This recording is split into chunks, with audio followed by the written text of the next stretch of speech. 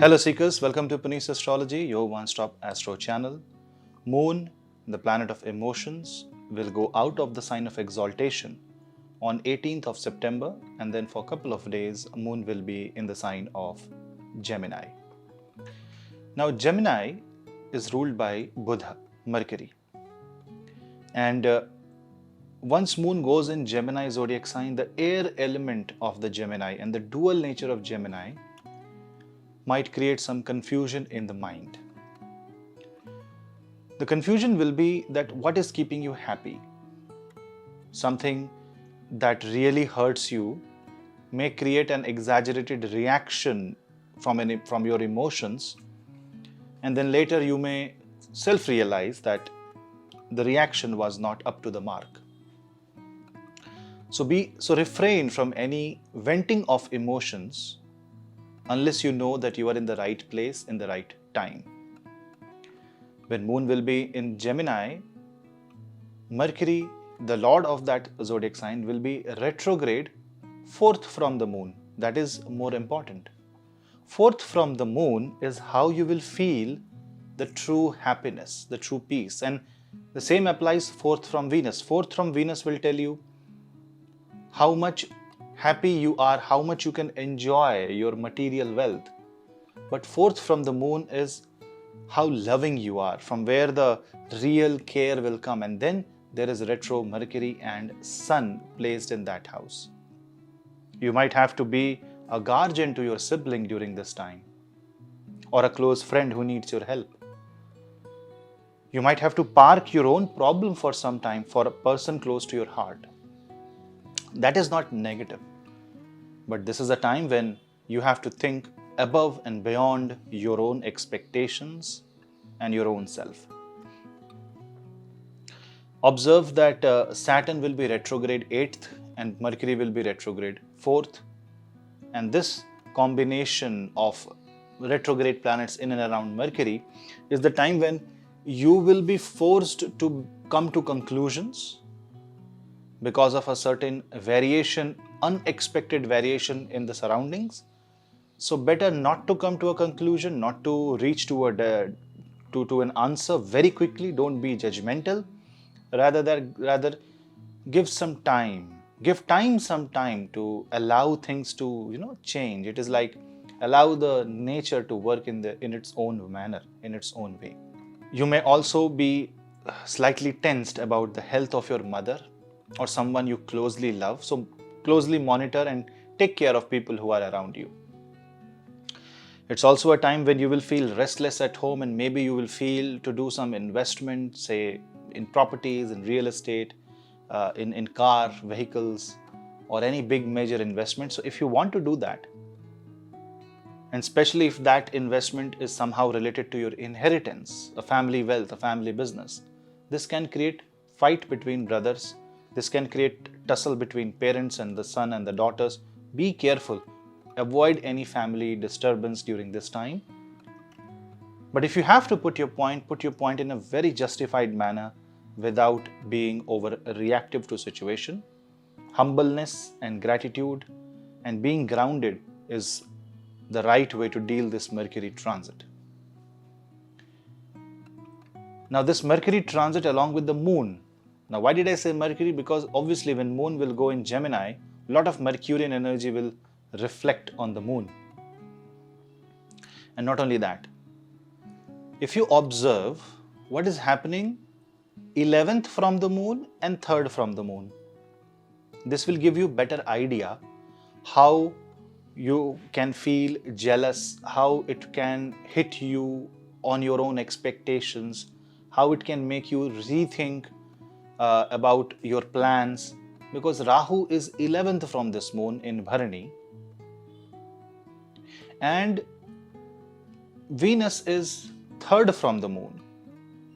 On one hand, this is a highly creative time, especially if you are into creative industry, makeup industry, textiles, or perfumes, anything that enhances the experience, human experience. You will see that you will get new ideas and your business will grow. But on the other hand, you might be on the toes, and this can create a sense of jealousy This can create a feeling of comparison that can further create problems and create discomfort in your life. So on one hand, it is good, but on the other hand, it's like a flow of river. Beyond a certain level, beyond a certain capacity, it will cause destruction. So control your emotions in that manner. That is why a higher purpose is needed. That is why you need to think above and beyond your own growth, your own expectations during this time. Else, you will end up becoming jealous with somebody, maybe an Instagram personality. Something will happen that will create a doubt in your own mind, and you can feel low about yourself. You might go into an unnecessary battle, an unnecessary war, trying to prevent an unexpected loss that might never happen. So all these things will run in the mind. Not that everybody will be experiencing this. If you are into Mercurian nakshatras, if you are running a Mercury Mahadasha, if you are a Gemini zodiac person, or if your Gemini is in your Chardasha, or if majority of planets are in Gemini or Virgo, you will experience this shift of energy more than anybody else. And for others, wherever Gemini is, your mind will be focused more and you will feel slightly restless. Say for Sagittarius ascendant, that it can be an issue or commitment in marriage. It will just create a sense of restlessness. Now this will be very subtle and mild. You might feel irritated and it's like you don't know the reason. And if you observe your horoscope, you will know the reason.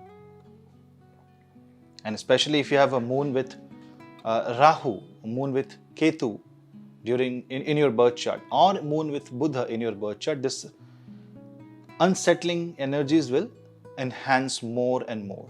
So be careful. And the best way, again I will repeat, is to think more above and beyond yourself. Chant Vishnu Sahasranam.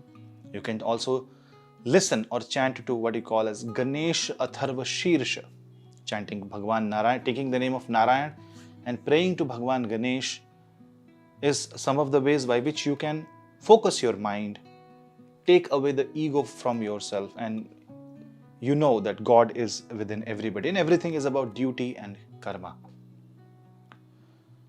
Also observe that the fifth from the moon will be Ketu. So you might be so busy in your own problem, your own work, that you might have no time for your children.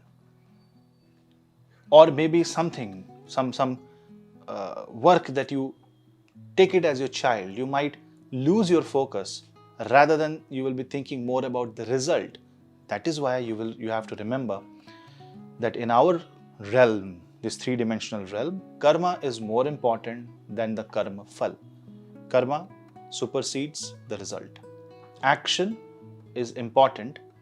The result of the action is not that important because that is up to God. But when we are doing action, we should be aware of the consequence of the action. So with that awareness, the action has to be performed, but the hope of the result should not be there. Now, I know it's a very big task. It's a difficult task for humans. Not that everybody will be able to do, but if you are able to go anywhere near to this, you will feel that this couple of days will prove to be excellent, and you will get solutions, you will get answers. And Sun has also moved to Virgo, and now suddenly Virgo's energies are proving to be more solution friendly. You're finding answers, you're finding solution to the problem, especially for students. Students should try to focus more, give extra time to study. They may realize that the number of hours they are usually giving to studies are more during this time. Whenever moon will be in Gemini, it will be more for you. So do that, because you may have to re-study a lot of things. It's a good time for revision. It's a good time for revisiting old projects. It's a good time to revisit something that is pending and you complete it. Now, Mercury is also associated with trade and commerce, and especially the stock market. Now, you might not be happy with the result. If you are getting a spike, a positive spike, use that, but greed should be avoided. If you will wait for a very long time, this can cause losses. So I know you have to be the expert here. You will apply all your knowledge, but planetary wise, whenever there is a retrograde planet, And when moon goes in the zodiac sign of that retrograde planet, suddenly you start sensing that energy more, because moon is perception. So don't go by emotional hunches. This intuition, don't go by your intuition now. You should follow your intuition, but only the first one. And during this time, test your intuition, that whatever you are feeling, is it feasible? Because blind attempts will fail during this time, because that is like it's like shooting in the dark and you don't know which arrow will hit the target. So that variations have to be taken into consideration. The plans may delay, the plans may speed up also. So be ready to alter your speed of life. A bit modulation has to be done, and flexibility is needed when moon will be in the zodiac sign of Gemini.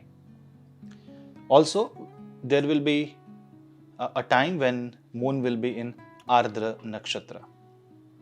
This is the duration when you have to be very careful not to focus on the negative, but focus on the positive side of life.